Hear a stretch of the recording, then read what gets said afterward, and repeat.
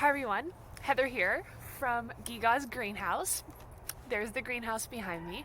And today I wanted to bring you along and do an experiment with something I've never done before, and that's to test the soil in our raised beds to see if we could amend them at all to make them any better to grow the things that we want to grow. So I went to my local nursery and I got this rapid test soil test kit, which is so funny because everything's like a rapid test these days. Like do it at yourself test home, like kit at home. But this has 4 different things. It tests the pH and then also the 3 most common like nutrients. So yeah, those 3 nutrients are nitrogen and phosphate, I guess, or phosphorus, and then K, which I remember being potassium from the elements. I'm just like doing this off my memory, but this little kit says potash or potash, probably potash, not potash. But those are supposed to be indicators of healthy soil and like within a certain range. So we're going to test that today and see what our raised flower beds look like. So there are 4 beds that I'm working with outside here. And these are the ones that we want to test to see just kind of what's going on with them. Okay, so all of these things are color coded. There are 40 test capsules because there's 10 per nutrient and 10 for the pH. And let's just open this up and see what is in here. That's so cute. That's cool. Okay, so like I think what's gonna happen is we'll put the soil in there. Okay, see, and then depending on whether, like whatever its range is, it'll turn this certain color, because there are these little capsules that you put in also and they go with that. So orange goes with orange, purple goes with purple, and so on, and green and blue. That's what we have. Okay, let's try. One thing that I think is kind of funny is I thought the directions were just on like a little sheet of paper, but actually they're like in this really long fold out, and the very first thing it says is this rapid test soil test kit is designed for simplicity of use. It's just funny to me because there's like all this stuff to read beforehand. So I'm just gonna go ahead and read this. I'll give you the rundown after, and then we'll do the test kit. Okay, so here's the gist. There are these 2 little chambers inside, and the small one is where you put the soil, and it says fill soil to this line. I don't know if you can see that. And then it says fill water to this line. So there's really not that much soil that's going in here, only like less of a fingernail's worth. So we'll do that. I don't really get why there's this big chamber. It's called the reference chamber, but there's not really directions for that, so we're just gonna like go with this. And if we mess up, we've got 9 more tries because there's 10 little capsules. So you fill it up with soil, and then you crack the capsule open and put it in there, and then you fill it up with water. And I didn't bring any water down here with me yet, but that's kind of fun because I can show you where I am going to be using the water from. We're collecting rainwater, and so I'll go show you the rainwater system that we have set up. And they said distilled water is like preferable, but like I'm not gonna get that fancy, and I feel like rainwater is fairly pure, so we're gonna use that and see what happens. So for our rainwater catchment system, we just have this big barrel, and the rain comes out of the gutter and goes into this, and it just stores it in there until we're ready to use it. We as in not I, but my husband, attached this spigot. So it's pretty cool. You can just control it like that, and you just turn it on, and there's this hose that attaches. And that's what I'll be using to put into the watering can. Really, I didn't need to explain that, but I did, and now you can see it, and here we go from now. So cool! I don't really need that much, so actually I'm just going to turn it off now, and I'll use the rest to water the little seedlings that I have woefully neglected, because I don't want to waste the rainwater. Okay, here it is up close. We're just gonna go for it. It says to try not to touch the soil with your hands. I really should have like a trowel or something. I don't know, I'm just gonna scoop it. Okay, so this is fill the soil line. I feel like that's pretty close. So then we shake in the little green capsule. Oh my gosh, I haven't done anything like this since like sophomore year in high school. Oh, it's so hard to get opened. Oh, it should be fine. Okay, I'll just put this in here. Try to get it. Okay, so I'm just trying to put this little bit. Is this even in focus? I can't even see. I'm like arched over the camera. Okay, it's this white powdery stuff, and you just like put it in here. Okay, so now it looks like this. And now let's get our little, they give you a little like eyedropper water thingy. So I'm gonna fill this with rainwater, and then we'll put it in the soil mixture. I don't really think it's a problem that this this watering can is kind of like old and rusty. It should be fine. Okay, so let's see. Here it is. Focus. Dripping it in. I guess I'll put in more. Don't worry, everyone. My camera skills will get much better as time goes on. Ooh, it's all foamy. One more little drippy drip up to the line. Okay, that looks pretty good.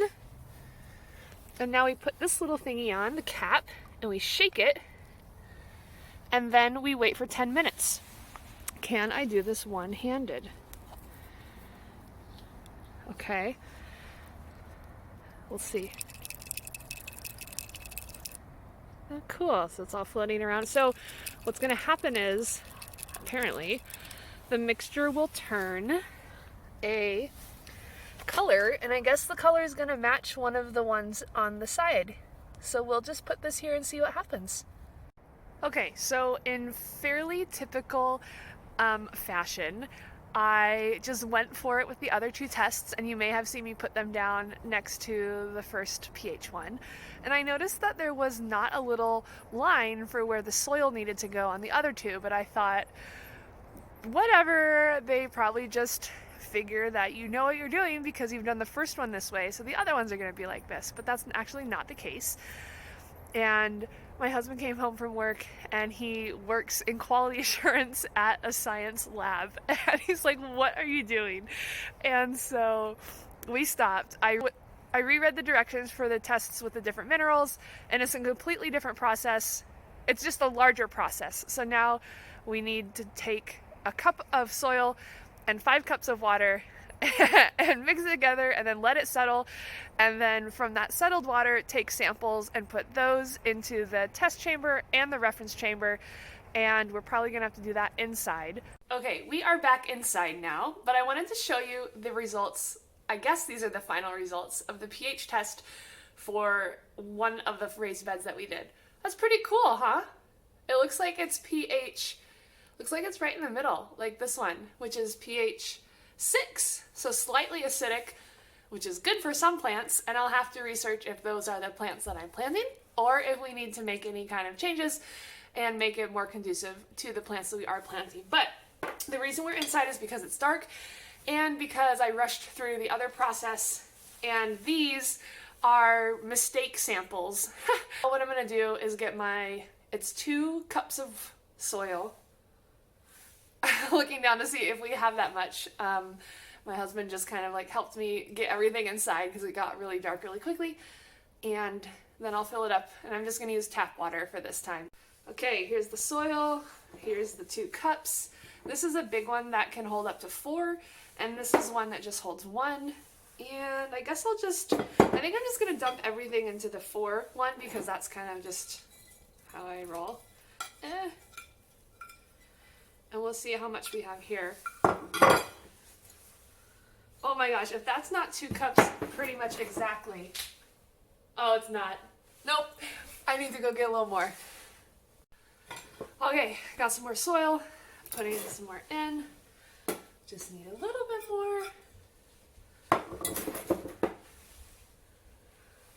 Close enough. I had to go get more soil. Okay, oh, that's ridiculous. Oh, and I just filled this all up.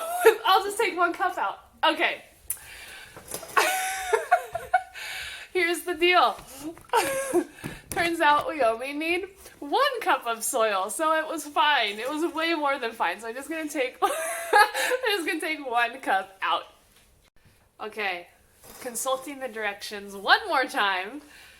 1 part soil to 5 parts water, and then we'll thoroughly shake. Here I have 4 cups. Oh, you can't see. Okay, 4 cups of water. And here's an extra cup.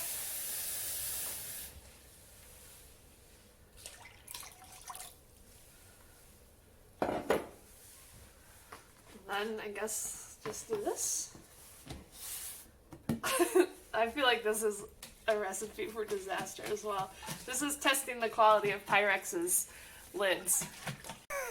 Okay, so upon further consultation of the directions, it says to thoroughly shake for 1 minute, right? Oh, it's leaking a little. Or stir. You could stir as well. Together for at least 1 minute.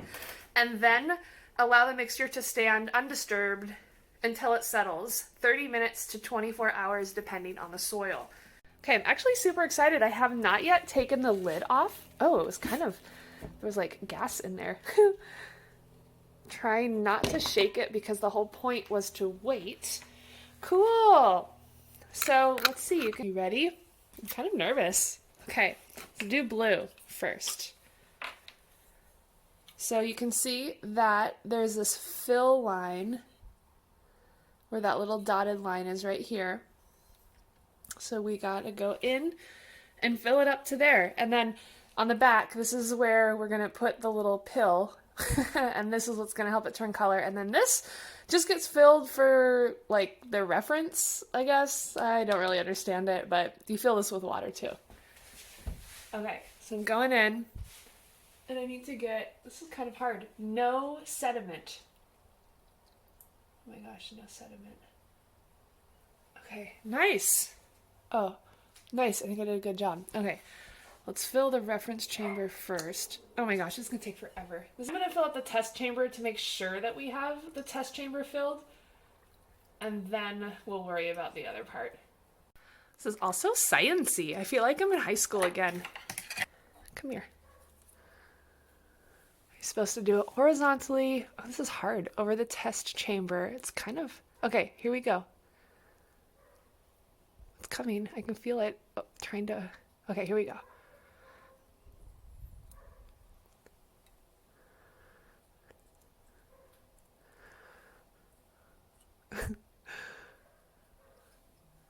Okay. Let's put this on. Oh, we're good. Give a little shake. Shake, shake, shake, shake, shake.